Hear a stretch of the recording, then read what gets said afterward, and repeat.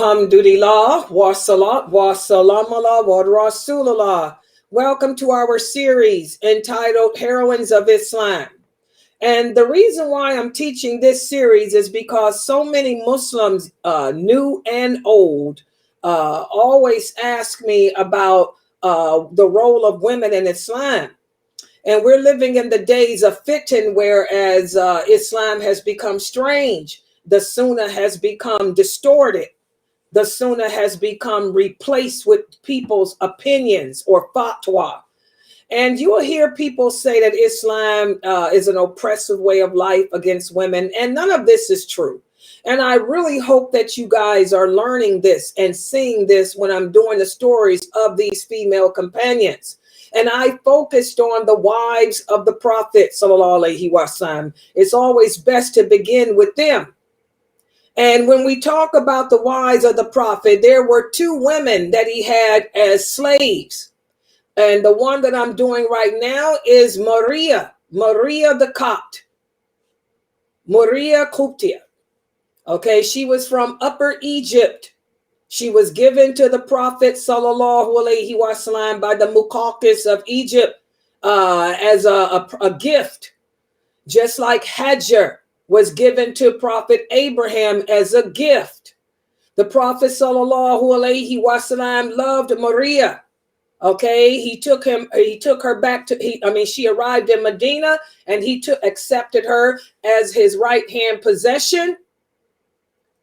And the difference between a right-hand possession or a slave girl and your wife is that the man still has to take care of the slave girl. He still has to provide for her and maintain her. But the difference is, number one, he doesn't have to give her her own home. He doesn't have to give her her own home. And this is important because the simple fact that she doesn't have to have her own home, this is one of the reasons why some of the companions said that he married her. Okay, that's important. We're going to talk about that today. And also, not only does he not have to give a slave woman her own home, but he doesn't have to, she has no rights to the equality in time. In other words, he doesn't have to divide his time up amongst her like he has to do his wives. He can see her whenever he wants to see her. Okay. So that's the difference between us having a slave woman. And also we talked about the other day when we met, when also another rule came down after when Mariya radiallahu anha got pregnant with his son Ibrahim. He moved her to the plateaus of Medina. Okay, and he had a house erected for her there. After she had given birth to her son, that's when the Prophet told her, you are now free. And this is when a new law came down from Allah about slavery. Any woman that has a child by her master, when she gives birth to that child, she automatically is free. Now do y'all see how slavery was abolished by the Muslims? The Muslims were the first people to abolish slavery. So any slave girl who has a child by her master, once she gives birth, not only is the child free, the children are not born slaves. They are born free, and the mother is automatically free too. And that's where that comes in, where some of the companions believe that after he freed her, he married her. Plus, she stayed in that house that he had built in that plateau. So that's why some of the companions said that he married her. But again, the others said he never married her. She was always just his right-hand possession.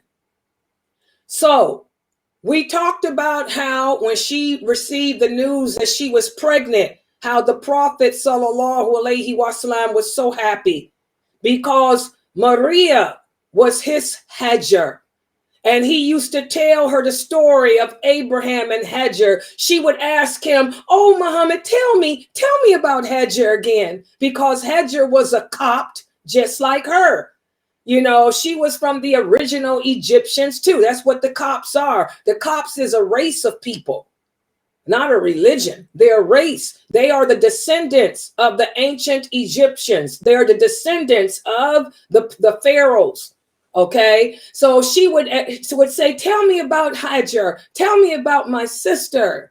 And then he would tell her about Hajar and Ibrahim alayhi salam. So when she told him that she was pregnant, you can imagine how the prophet was so happy. He said, "You really are my Hajar," you know. And of course, we talked about how jealous and depressed all the other wives were, especially Aisha, because Aisha was like, "Wow, if anyone were to bear him a child, why not me?" Okay, but Allah chose Mariya, the slave girl, instead of Aisha or any other wife.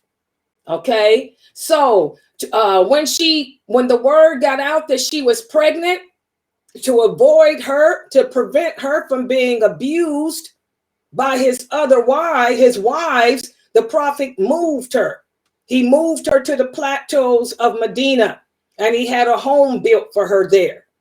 And then she gave birth to the Prophet Muhammad sallallahu alaihi wasallam's son, and he named the son, it's no mystery, he named him Ibrahim, after Prophet Abraham alayhi salam. Okay, and he was so happy with his baby. And we talked about how Mariya was a devout mother. She was happy too. And one day the Prophet sallallahu alaihi wasallam took his son Ibrahim to meet Aisha. He wanted Aisha to meet him. And when he entered Aisha's house, he said, "Look at my son, Aisha. Doesn't he look like me? Doesn't he look just like me?" Aisha was so overcome with the pain of jealousy that she looked at him and said, "He looks nothing like you. That son of that slave girl looks nothing like you." And that's when the prophet realized that he had been insensitive, bringing him to meet Aisha. And Aisha says that she felt so guilty for saying that, because the prophet never brought his son around her again after that. In fact, he didn't bring him around any of the other wives. Basically, he stayed out in the suburb of Aliyah, which is a suburb of Medina. He stayed out there with his mother, Mariya, basically. Because again, the Prophet sallallahu alaihi wasallam was trying to keep down all this drama and tension that was going on with all his wives. Remember, he had just married Safiya, radiallahu anha. And Safiya was being abused by the other wives and the Muslims in general because she was Jewish and the people didn't trust her. And at the same time, he had just married Maymuna, okay? And he had also, right before marrying Maymuna, he had just took on Habiba had just come back. Habiba had finally come back to Arabia. So the prophet had his hands tied, dealing with all these wives, trying to keep them satisfied, in addition to doing the dawah, in addition to dealing with the drama of the Quraysh and all of that. He was a man. How he handled that, only a prophet could do that. Okay, and so we talked about that, and we talked about how the drama that happened, how again the slaves didn't have to have their own home. And so one day the Prophet sallallahu alaihi wasallam decided, to go to his home that he shared with Hafsa. And he knew Hafsa would not be there. He knew that Hafsa was going to be away. So he took Mariya with him to the home of Hafsa. But Hafsa came back unexpectedly. And we talked about how Hafsa was so angry to see him there and to see Mariya, because she was so jealous of her. that Hafsa began to yell and scream and cry. And so to calm her down, the Prophet Muhammad swore, he said, I swear by Allah that I will never touch Mariya again. She's from this moment on unlawful for me. And Hafsa was like, say it again, swear it again. And he sweared it. And so, and then he made Hafsa promise him that she would keep this just between them and not tell Aisha and them. But as soon as the Prophet left, Hafsa ran and told Aisha that the Prophet had been there with Mariya, but she told her, but guess what? We don't have to worry about Mariya no more, because he swore an oath that he would never touch her again. And that's when Allah sent down the verses of the Quran saying that your wives, you cannot make unlawful what I made lawful for you, O Muhammad, just to appease your wives. And then that's when Allah let him know, I absolve you. I absolve you of that oath. You don't have to keep that oath anymore. And that's when Allah also reprimanded Aisha and Hafsa. He said, I can replace you all with better wives.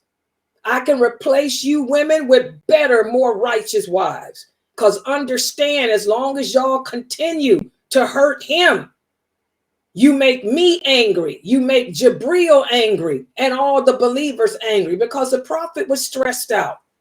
He was at his max. He was dealing with the Quraysh, dealing with the hypocrites. And now this drama that Aisha and Hafsa concocted over their jealousy of Mariya, not to mention the other women. And Allah knew the Prophet was maxed out. He was stressed out. So that's when Allah sent those verses down, letting all the wives know that he can divorce them all. And that's when the Prophet has made an oath to not see his wives for 30 days. For a month. And the month is only 29 days. That's where that hadith comes from. All right, so we talked about that, and that's where we left off. And he had divorced Hafsa. The Prophet was so angry at Hafsa for playing him that way, because she really played him, got him to swear to something like that Allah absolved him of. So he was so angry, he had divorced Hafsa, but he took her back. Allah sent down verses of the Quran, telling the Prophet to take her back, and the Prophet took Hafsa back. So she, he took her back, but he divorced her. All right, so that's where we stopped off the last time we met. So what happened after that all that drama? Well, this is where we pick up. Let me share my screen.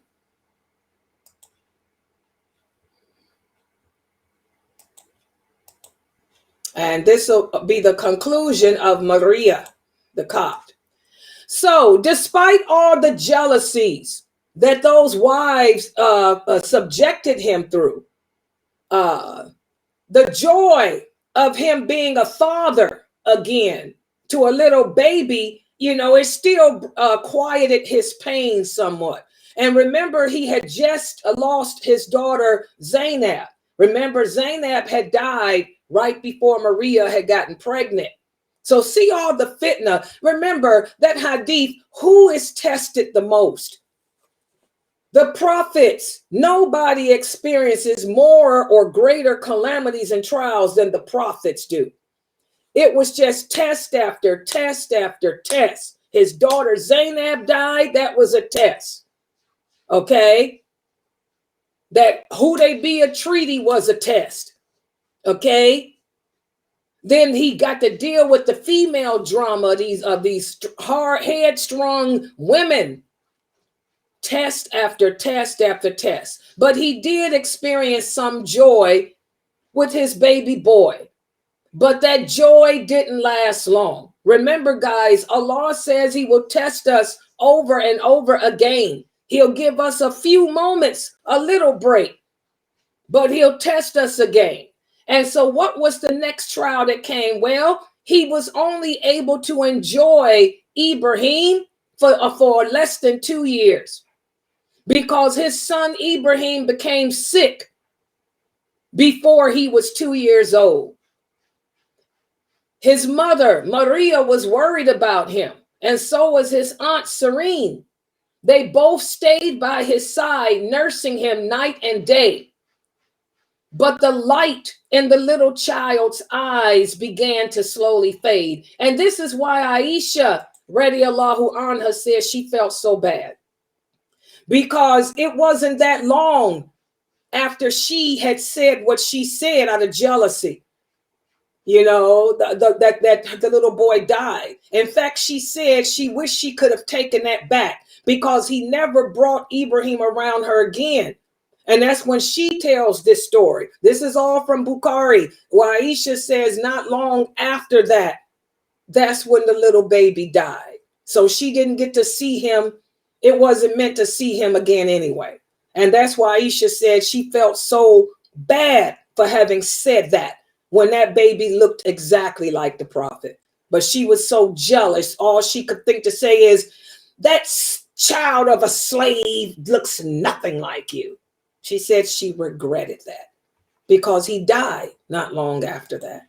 Subhanallah.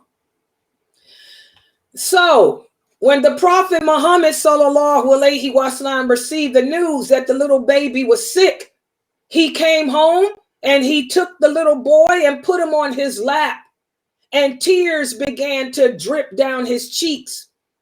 And he looked at the baby boy and he said, my son, there is nothing we can do when Allah decrees a thing. And he kissed the tiny baby, and then holding himself together, he said, oh, Ibrahim, if there was not a real order and a true promise, and if those who came later were not to meet those who came before them, I would be sadder than I am right now. He said, I am sad that I'll be separated from you. He said, the eyes cry and the heart remains mournful. However, I cannot say anything that will anger my Lord. So here you can see the prophet knew his son was dying. And he wasn't even 2 years old yet. And the prophet was holding him on his lap, and he's letting him know, I know we're going to meet again. That's how the prophet was able to keep it together. You were given to me temporarily. He knew that his son Ibrahim would never live to see adulthood. He knew that. So he knew that Allah had only given to him for a short time. He just didn't know it'd be this short. He thought he'd at least live to see the age of 6 or 7. Okay. Here he wasn't even 2. He wasn't even finished suckling, being suckled by his mother. So the prophet let him know, we'll meet again. If I didn't know any better, I would be sadder than I am now. He said, but my eyes tear, and you will always be in my heart. In other words, he was telling him that my heart will always miss you. And then the prophet looked at Mariya and he began to comfort her because she was trying to hold it together too. And after Ibrahim died, he said, Ibrahim was my son. He died before he was finished being breastfed. But that's okay because he will have 2 wet nurses in paradise that will help him to fulfill the time of breastfeeding. So that's how we know he wasn't even 2 years old. And that's why Aisha felt so bad for what she said about him, and Mariya, her little baby boy, that was hard for her, to witness, her little son dying. So after Ibrahim died, the wet nurse washed his body, and then they had the funeral procession. And after the funeral procession, they took him out of the house and placed him in his small little coffin thing. And the Prophet Muhammad sallallahu alaihi wasallam led the funeral. And after the funeral, they walked to the Baqi cemetery and they dug a grave for him. And his grave was next to the grave of Uthman ibn Mazun. And the Prophet sallallahu alaihi wasallam placed the little boy's body in the grave. And then he ordered that the dirt be spread over it. and that water be sprinkled over the grave. And right after they sprinkle water on top of the grave, that's when the sun eclipsed. Remember that? All of this is in Bukhari. That's when the sun eclipsed. And when the sun eclipsed, some of the people said, oh my God, the sun is eclipsing because of the death of Ibrahim.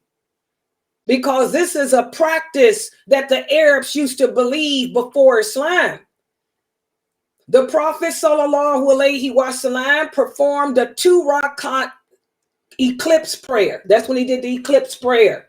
And after the eclipse prayer, that's when he said, the sun and the moon are 2 of Allah's signs. They don't eclipse at the death or the birth of anyone. Whenever you see an eclipse, praise Allah. Go to the mosque and pray. So the eclipse prayer happened right after the Prophet Muhammad ﷺ laid his infant son into the grave. Anas ibn Malik, he was one of the kids that used to hang around. He said, I have never seen anyone more merciful to the children as the Prophet was. Ibrahim was given to a wet nurse on the plateau of Medina, and we would go to that house with the Prophet to visit. And the foster father of Ibrahim's was a blacksmith. And that house always had a lot of smoke in it. And the Prophet ﷺ would pick up the child, kiss him, and then leave. So as you can remember, Anas was the nephew of Maymuna. So that's how he got to see a lot of the things. And also Anas was the one who said the Prophet ﷺ used to make rounds with all his wives in one night. But he was a little boy. He was only 7. Aisha corrected him. She said, yes, he made rounds, but it was not sexual. Because some people read that authentic hadith in Bukhari that states that the Prophet used to make rounds with all his wives in one night. And he was a strong man, but that was told by Anas, who was only 6 or 7. Aisha explained that. She said the Prophet would make rounds and visit every wife before reclining for the night of whoever's turn it was. But he had a rule. His rule was he would never have sex on or with a wife if it was not her night. That didn't include the slaves. That didn't include Mariya. And that didn't include Rehana, his other slave. We're going to talk about her next week. Okay, the man can be with his slaves whenever. But that was the rule the Prophet had for his wives. I'm not going to sleep with another wife if it's not her night. Okay, but that don't mean I won't be with Mariya. A little joke.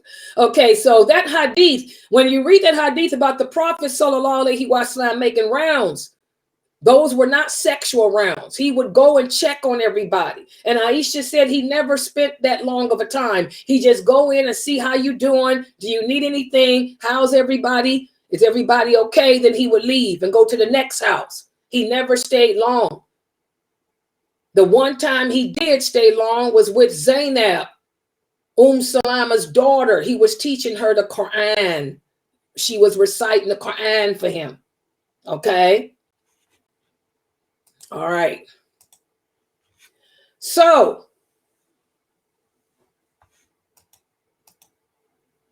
Mariya, radiallahu anha, she had great patience after her son's death. After Ibrahim died, she retreated to her home because, and this is where I told you, some of the people say that the Prophet married her because she had her own home. Then other companions say, no, he never married her, but that was the home that, since all the other wives were jealous of her, she stayed on the plateau of Medina because of her beauty and the jealousy that Aisha had because she was the same age as Aisha. He kept her away from them, okay, on that plateau. So what happened is after Ibrahim died, she stayed in her house. and she handled his death with dignity. The next year, that's when the prophet died. So as y'all can see, Mariya, the Copt, she wasn't with him that long. Her little short time with the prophet was not that long. After her son died, she lost her husband, her beloved prophet, sallallahu alaihi wasallam, a year later. And guess what, guys? Even though Mariya was the same age as Aisha, she didn't live a long life. She died 5 years after the prophet. So y'all can see she was one of the first of the women to die. And even after his death, she stayed away from the other wives, and she was looked out. She was looked out after by Umar. Umar looked out after her as the caliph, and Abu Bakr checked on her a lot when he was the caliph too. So Mariya lived 5 years after the prophet's death, and she spent those years away from other people. But she was often seen visiting the grave of her son and the grave of the prophet. And she died in the 16th year after the migration during the month of Muharram. And Umar, radiallahu anhu, was the caliph, and he led the funeral prayer. And she too was buried in the Baqi cemetery. So now y'all see why some of the people say he married her. Because of that, she had her own house. Some of the people say after she gave birth to Ibrahim, she was freed and he married her. But then the others say he never married her. Okay. After the Prophet sallallahu alaihi wasallam died, Mariya lived on the allowance that was given to her, like all the other from Beit al-Mal. And right before the prophet died, remember when we did the story of Sophia? Remember at the same time he got Mariya, he had just married Sophia. He was dealing with Mariya and also trying to protect Sophia from being abused by not just his wives. Sophia suffered, as Aisha said, she suffered more than anyone because she was Hebrew. All the Arabs used to treat her badly. They always thought that she was a spy. They could not accept that Sophia was a Muslim who converted to Islam and was sincere in her love. Right before when the prophet died, his last words were to take care of Sophia. Well, guess what? He not only mentioned Sophia before he died, but look how beautiful he was. He spoke of Mariya too. He said, look after the former Egyptians and take them under your care because we are now related to them. The former Egyptians are the Copts, the ancient Egyptians. So right before the prophet died, he was on his deathbed. Not only did he tell the people to leave Sophia alone, because no one loves him more than her. He also looked towards Mariya. Mariya was there too, guys. Mariya was there too when he was dying. And he looked at Mariya and he told the people, he said, take care of the ancient Egyptians because they're related to us. Their blood is us. She was a Copt. You know, the blood was intermingled from the pharaohs and the prophets. Okay. So look how he was able to think about everyone. He was considerate of all his wives before he died. Okay. He also recommended that the people make dua for Mariya's tribe and pray that her tribe be blessed. This was all before he died, when he was on that deathbed.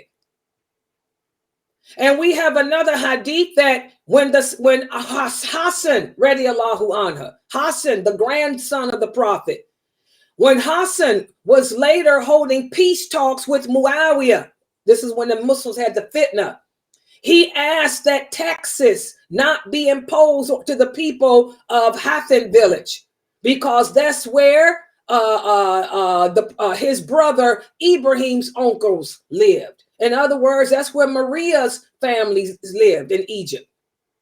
Also, another hadith, Ubadah ibn Samit, when he came to Egypt after the conquest and asked about the village of Mariya, he found Mariya's old house and had a mosque built there. And this picture, this is a picture of the mosque that is still there. This is the mosque that Ubadah ibn Samit built in the village that Mariya the Cop was from. This is the mosque today. This is how it looks today if you go there. Okay? So when you read that verse about the ancient Egyptians, that's in reference to Mariya. The prophet said, look after them and take them under your care because we are related to them. And that is why I tell y'all, Egyptians, we are Arabs. We are Arabs. The ancient Egyptians, like I told you, were from the original Arabs. They were the descendants of the three tribes of Saba. Saba-Ur, which is the tribe my father's people is from. Where did they migrate to? They were from Yemen. They went to Lebanon, and then they crossed the ocean to Egypt. Those are the Copts, what they call the Copts. And that's why the prophet said, be careful, understand that the Egyptians, we're the same. We're Arab. Those are the original Arabs. What was Pharaoh? What were the pharaohs? They were Arabs, the original Arabs. From the tribe of Saba, the tribes of Bilqis. Y'all get it? And that's why they don't, to this day, they don't equate the Egyptians to being anything but Arab, because they are. We're related. Y'all understand? You'll never understand this religion till you learn these hadiths. The hadiths are not just the sayings of the prophet. It's the history. The hadiths give us the details, the history of our religion and our people. Subhanallah. All right. So there's many lessons that we can learn from Mariya. Sometimes destiny will lead a people to adopt great roles in life. And most of the time, not by our own choosing. That's what happened with Mariya. She was just a simple, normal woman living in an Egyptian village. She became a slave in the palace and then was taken as a servant. And from there, the Muqawqis decided to send her to the Prophet Muhammad in Medina. She was a person who had inner beauty as well as physical beauty. She was trained to service her master. So she was trained to service a man. And she brought the prophet happiness in those few short years before he died. Not only did she bring him happiness by servicing him, but also she gave him a child so he can experience that again in his old age. All right. And by the way, this is a picture of the ruins of that house in that plateau in Medina. These are the ruins of the house. It's called the house of Ibrahim. The house of Ibrahim where he was born. These are the ruins. I found this on the internet. This is where it is now in Medina. Y'all see that? It's the ruins. So this is a house that she lived in, and that's the plateau. The plateau out in the desert. They left this untouched. Those are the ruins. It's her house. And Mariya, radiallahu anha, she did not see Ibrahim's birth as something she accomplished. She looked at it as a gift from Allah. Because remember, that's when Allah sent those verses down. When he took the soul of Ibrahim, that's when Allah sent those verses down saying that your children don't belong to you. They're just temporary loans given to you. as a way of testing you. And she passed the test because she bore his death with dignity. Remember, I tell you guys, as Muslims, we're supposed to be people of dignity. And by the way, this is another picture of a Coptic woman. This is a real live Coptic woman. And she's decorated the way the ancient Pharaoh women used to dress. The headgear, look at the eyebrows, the dark eyebrows like lailanasheeba's, the eyes like lailanasheeba, those Asian looking eyes. Okay, full lips, keener nose. Copts, their hair is straighter, less curly. It's that the wavy more. Okay. A lot of Muslim women complain about how they don't have any children. We need to understand that our children don't belong to us. They're just a trust. They can be a blessing or a curse, depending on how you raise them. And also we learn from Mariya that when we grieve, understand that what leaves us today, if we end up with a good ending, we'll be reunited with them in paradise. All those hadiths that speak about what happens when a child dies, the Prophet told us all that after the death of Ibrahim. The children, they're little green birds. The children will be in paradise on the day of judgment. Any child that died before the age of puberty, on the day of judgment, that child will come to you and take you by the hand. And that child will plead to Allah, "Oh Allah, allow my father, oh Allah, allow my mother to join me in paradise." That child will be an intercessor for you. That's what that hadith means. Your children that die before the age of puberty will be an intercessor for you on the day of judgment. You guys get that? And so these hadiths, when the Prophet told Mariya these things, they comforted her. She was able to accept, the death of her child with dignity, knowing that she'd be with him again. She'd see him again in paradise. Okay? Also, the life of Mariya is an example of a woman who was married in a foreign country. The Prophet showed great interest in her. He used to make her feel comfortable by telling her over and over again the story of Hajar, because Hajar was someone she could relate to. She was an Egyptian Copt just like her. Okay? And that shows how a man, if you marry a wife from a different country, try to make her feel at home. Understand she's going to be lonely.